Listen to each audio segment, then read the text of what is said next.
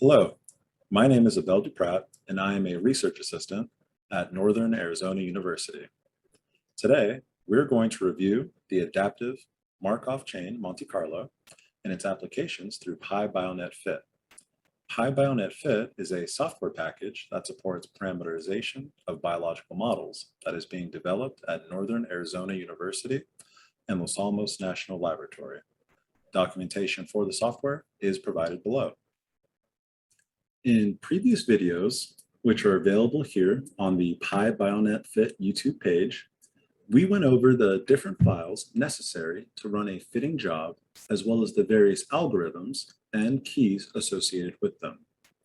Here, we are going to go over some new features that have been added surrounding the adaptive Mcmc algorithm. To start, we're going to go to configuration keys to look at how to set the fit type to adaptive Mcmc. And so we have gone over the other fit types in our previous videos, which are available through the page. But I did want to show here that when using the key fit type, you can set the value equal to AM in order to utilize the adaptive Mcmc.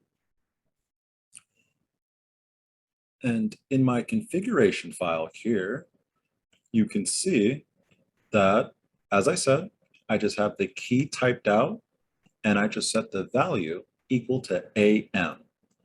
There are also some additions to the objective functions that are available as well. These associated objective function keys, as you can see, are the chi-squared dynamic, the neg-bin, and the neg-bin dynamic. These objective functions still utilize the free parameter in the model and configuration files, but they are a little different than the versions that we have gone over previously. So the chi-square dynamic requires a sigma underscore free in the parameter for the model and configuration file, while the neg-bin dynamic requires an R underscore free in the model and configuration file. So let me show you what that would look like in your files. So you can see here that we are using the sigma underscore free for our parameter, which means that our objective function is the chi-square dynamic. Going from here, we have some new configuration keys that are specific to the adaptive Mcmc. The first key here is for stabilizing covariance. When there is a large distribution between two sets of parameters, it can be helpful to stabilize your covariant matrix. By default, this matrix is stabilized to 0.001. This can be adjusted by using this key and setting the value equal to the MLE of your smaller set of parameters at a magnitude of 10. An example of this would be if your lowest value was, let's say 12, you would want to then set this value equal to 10. If the lowest value was 105, you'd want to set it equal to 100.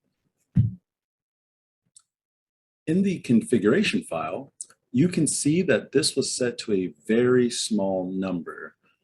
This here is 1 times 10 to the negative 9. So that is to a magnitude of 10, and that is much smaller than the default option of 0.001.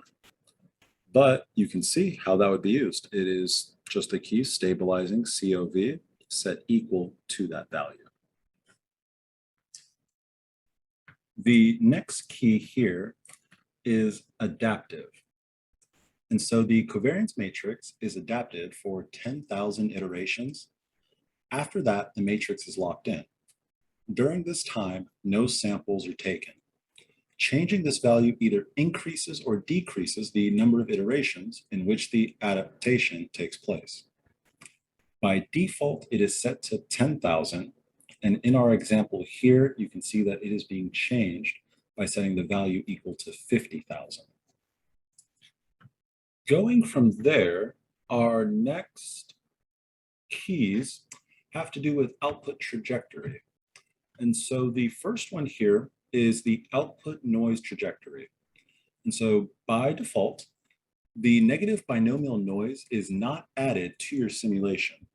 When utilizing the negbin or negbin dynamic functions, this key will give you the option to have your negative binomial noise calculated and added to an observable or function that you specify.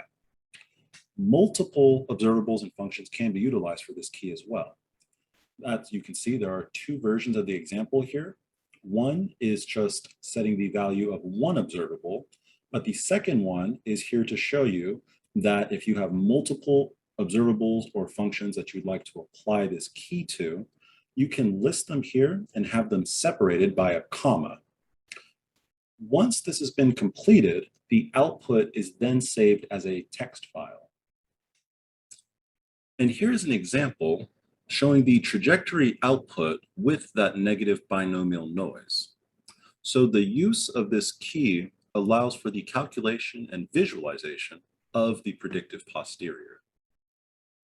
Similarly, the output trajectory key, it does something similar, except without calculating and adding the binomial noise, but it will still save the output from a specified observable or function from the simulation output onto a text file.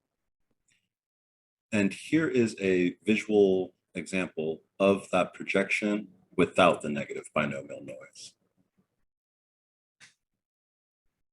The continue run key by default is not utilized.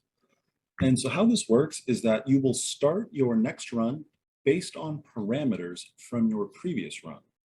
With this key, you will instead start your next run based on the map estimates from your previous runs. And so you can see with this example, you just have to utilize the key and set the value to 1 in order to utilize it.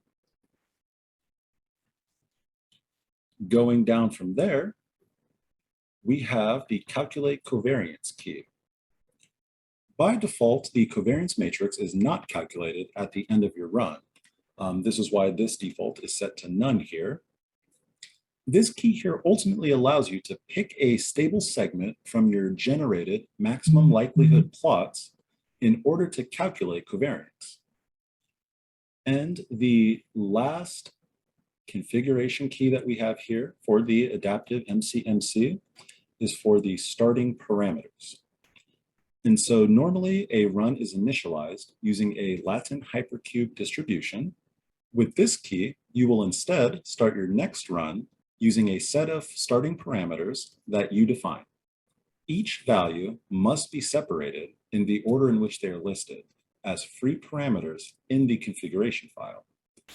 And so in the example here, you can see the key starting params is set equal to these defined sets of parameters. And they're just separated by a space, as you can see, 5.5, space 2, space 3. All right. To review, we have gone over the fit type key for the adaptive Mcmc algorithm, the associated objective function keys, and the configuration keys that are specific for this algorithm. If you are interested in downloading PyBioNetFit to give this a try, please check out the Windows 10 installation video that we have on our page. That will take you through downloading, installing, and setting up PyBioNetFit. For the adaptive MCMC, it is important to understand that you do need a cluster in order to run jobs. This would require a lot more computing power than your everyday personal computer can handle. But for smaller jobs or for troubleshooting purposes, you can install PyBioNetFit on a Windows 10 computer to give that a try. Once again, this is Abel Duprat. So long.